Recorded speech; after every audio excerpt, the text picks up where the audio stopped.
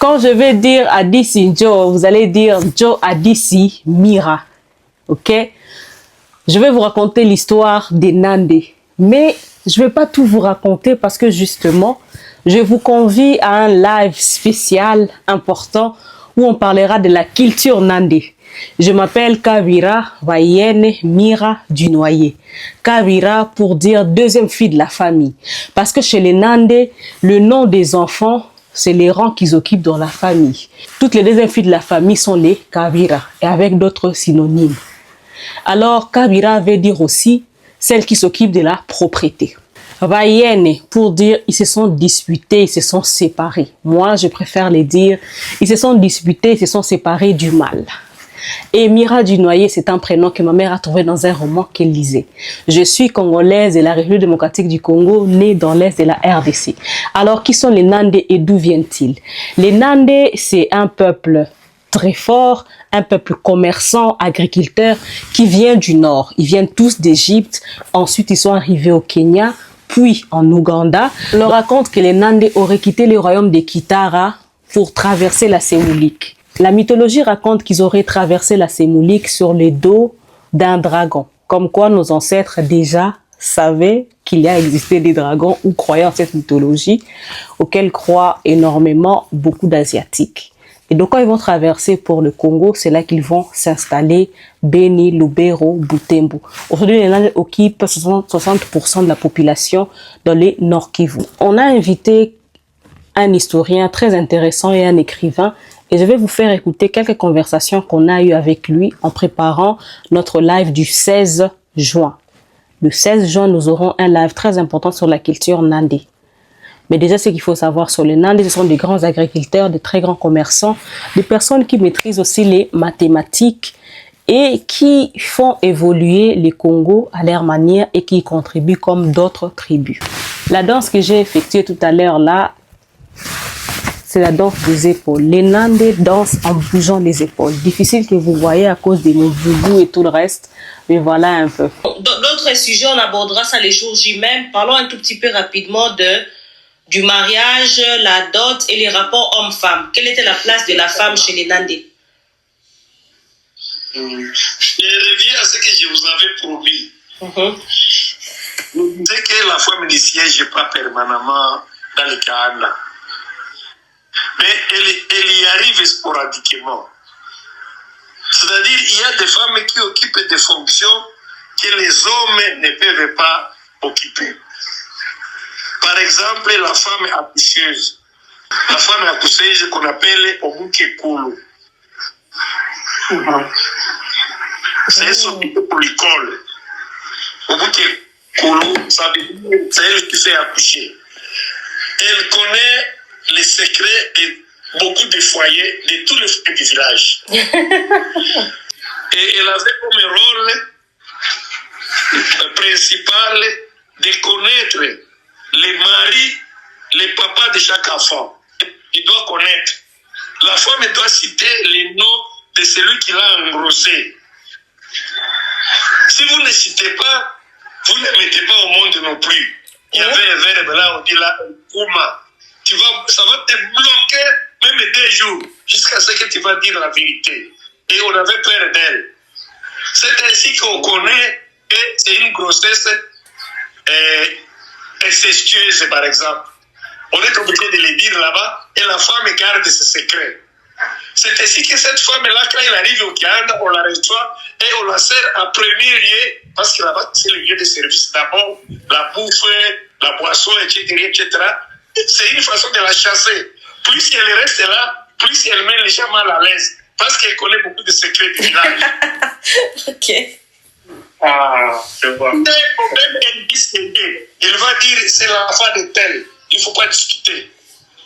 Waouh. Moi, j'ai des preuves. Et les gens se taisent. Il y a la femme du roi, on appelle Mouore. Elle siège avec les hommes. Il y a la femme rituelle du roi, qui est sa première épouse, qui est une cousine germaine, avec qui on l'étronise. C'est une longue histoire de l'étronisation. ils font l'amour une seule fois dans une fosse, puis ils ne se verront plus jamais dans la vie. Et c'est celle qui est la chef de l'opposition dans l'organisation royale Nande. Et là, son village, très loin du chef, mais c'est elle qui peut détrôner le chef, qui peut chasser le chef. Elle a ce pouvoir-là, elle a sa cour aussi. Elle ne se marie plus, mais tout le monde qui est capable peut courir avec elle. C'est très compliqué. Ça veut dire quoi, courir avec elle? La prendre comme femme. Oh, ok. On l'appelle Mumbo ou Mumbo. Oh, Mumbo, ok. Elle est l'épouse rituelle du chef et plus personne ne peut plus l'épouser. Mais l'amour, vous pouvez faire avec elle, faire même des enfants. Et ces enfants-là sont considérés dans la famille royale, qui peuvent accéder au chef dans le cas où là-bas il y a une possibilité. Wow. Alors, vous voulez en savoir plus? Notre invité est vraiment très intéressant. Il connaît énormément de choses sur les Nandé. Je vous invite vraiment, c'est 16 juin, lors de notre live. L'affiche sera déjà prête. Et on voulait aussi vous parler, vous inviter à soutenir les types de lives que nous faisons. Nous faisons des lives à caractère culturel et aussi pour parler des faits des sociétés. Si vous pouvez soutenir avec le peu d'argent que vous avez, souscrire par exemple avec 5 $ le mois ou ce genre de choses, ça nous aiderait énormément. Je vais mettre la cagnotte dans les commentaires et ainsi vous pourrez donner les peu que vous avez. Maintenant, je vais vous parler des significations des noms Nandé et ce que ça veut exactement dire chez nous. Autre chose qu'il faut savoir chez les Nandé étaient monothéistes et croyaient en un seul Dieu, Nyamuhanga.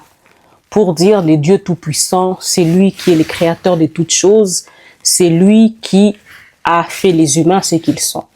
Mais comme Nyamuhanga, c'était un nom qu'il ne fallait pas citer, ok? Les Nya pour dire mère et Muhanga pour dire Dieu. Donc, les dieux mères, les dieux qui règnent, Nzambe Abanzambi, quoi, comme on dit.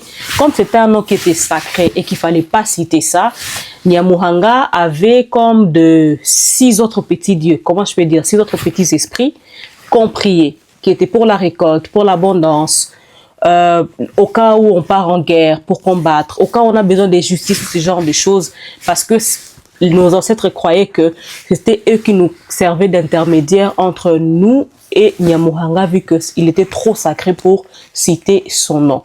Donc voilà, ça c'est quelque chose que vous savez. Ok, chez les Nandé, les significations des noms. Pour les garçons, on a par exemple Mumbere, Nzanzu, Paluku, Kambere pour le premier fils. Kambale, Tongo pour le deuxième. Kasereka, Kakule, Katembu, Mbusa, Katungo, chacun lié à une fonction dans la famille. Consiste à rassembler, diriger, défendre, gérer les biens, s'occuper des travaux, diplomatie, sécurité, etc. Pour les filles, on a Kanyere, Masika, Soki. Pour la première fille, celle qui elle a la responsabilité de chercher la nourriture. Kawira, Wira. Pour la deuxième, hygiène et propriété. Kabu Okaswera pour la communication. Kahambu, aider les autres. Katungu, esthétique et élevage. Kiakimwa, Diavake, elle est chargée de l'accueil. Katwa, Kalivanda pour le protocole. Donc ça c'est vraiment un exemple de signification des noms chez les Nandé. Les Nandé ne nomment pas leurs enfants juste pour les nommer, mais vraiment chaque enfant a une fonction.